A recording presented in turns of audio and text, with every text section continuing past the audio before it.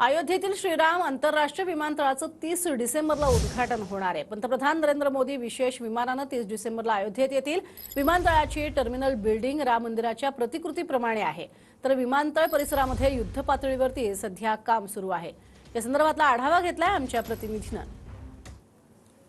येत्या 30 तारखेला म्हणजे अवघ्या 4 दिवसांनंतर श्रीराम इंटरनॅशनल एअरपोर्ट जे आहे ते साकारलं जात आहे। अयोध्या नगरीमध्ये आपण पाहतोय ही समोर भव्य अशी कमान करण्यात आली आहे, म्हणजेच हे प्रवेशद्वार असणार आहे मुख्य एअरपोर्टच्या आत जातानाचं। आणि पंतप्रधान नरेंद्र मोदी हे येत्या 30 तारखेला विशेष विमानानं या अयोध्येच्या विमानतळावर दाखल होत आहेत सकाळी 11:30 वाजता। आणि त्यानंतर इथल्या विमानतळाची जी सेवा आहे ती सुरळीतपणे सुरू होणार आहे। ज्या पद्धतीनं राम मंदिराची प्रतिकृती आहे तशाच पद्धतीनं या ठिकाणी ही टर्मिनल बिल्डिंग तयार करण्यात आलेली आहे। श्रीराम इंटरनॅशनल एअरपोर्ट ही आता जगाच्या नकाशावर पाहायला मिळणार आहे। व्हिडिओ जर्नलिस्ट राकेश कुमार सह मी संदीप राजगोळकर, TV9 मराठी, नवी दिल्ली।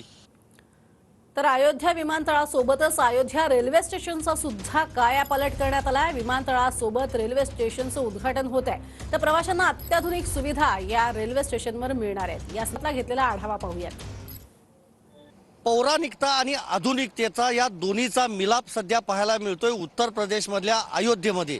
त्याचं कारण असं आहे, येत्या 30 तारखेला पंतप्रधान नरेंद्र मोदी यांच्या हस्ते इथल्या आंतरराष्ट्रीय विमानतळाचं आणि रेल्वे स्टेशनचं उद्घाटन होणार आहे। मी सध्या रेल्वे स्टेशनवर आहे। आपण जर वरती सुरुवातीला पाहिलं तर अगदी राम मंदिराप्रमाणे प्रतिकृती या ठिकाणी टर्मिनल बिल्डिंगची बनवण्यात आलेली आहे। 30 ते 40 हजार प्रवाशांच्या क्षमतेचं हे हे रेल्वे स्टेशन असणार आहे। दुसऱ्या बाजूला आपण पाहतोय हा जो वरती हा रेल्वे रुळांच्या वरती हा जो मोठा ब्रिज दिसतोय हा फक्त पायी चालत या बाजूने त्या बाजूला आणि त्या बाजूने या बाजूला येण्यासाठी तयार करण्यात आलेला आहे। इतक्या मोठ्या प्रमाणातला हा ब्रिज पहिल्यांदाच खरं तर एखाद्या रेल्वे स्टेशन समोर रेल्वे स्टेशनवर होत असणार।